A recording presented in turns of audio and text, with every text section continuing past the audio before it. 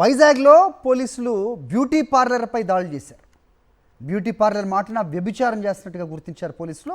దువ్వాడలోని SS beauty పార్లర్లో అసాంఘిక కార్యకలాపాలు జరుగుతున్నట్టుగా విచారణలో తేలింది. ఒక మహిళ, ఇద్దరు యువకులను అదుపులోకి తీసుకున్నారు పోలీసులు.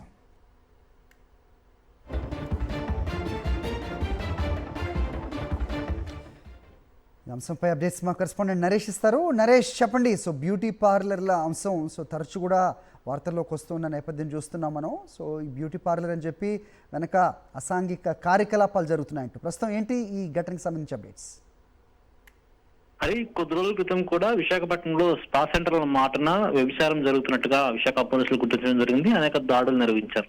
ఇప్పుడు అదే తరహాలో బ్యూటీ పార్లర్ మాటన కూడా అసాంఘిక కార్యకలాపాలకు అడ్డాలుగా మార్చేస్తున్నట్లుగా గుర్తించారు. అందులో భాగంగానే విశాఖపట్నంలోని దువ్వాడ పోలీస్ స్టేషన్ పరిధిలో ఈ దాడులు నిర్వహించారు పోలీసులు. ఆ దాడుల్లో భాగంగా దువ్వాడ లిమిట్స్ లో ఉన్న ఎస్ఎస్ బ్యూటీ పార్లర్ లో కుర్రపాన్ వద్ద అసాంఘిక కార్యకలాపాలు జరుగుతున్నట్లుగా గుర్తించారు. అందులో భాగంగా దాడులు నిర్వహించిన పోలీసులకు అక్కడ సంబంధించిన లావిష్ అనే ఒక పార్లర్, అదేవిధంగా మిగిలిన బ్యూటీ పార్లర్ గుర్తించడం జరిగింది. దీనికి సంబంధించి పూర్తి స్థాయిలో ఒక మహిళ, అదేవిధంగా ముగ్గురు యువకులను అదుపులో తీసుకుని విచారిస్తున్నారు పోలీసులు.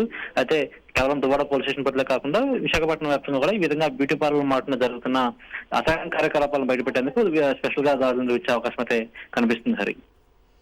ఓకే నరేష్.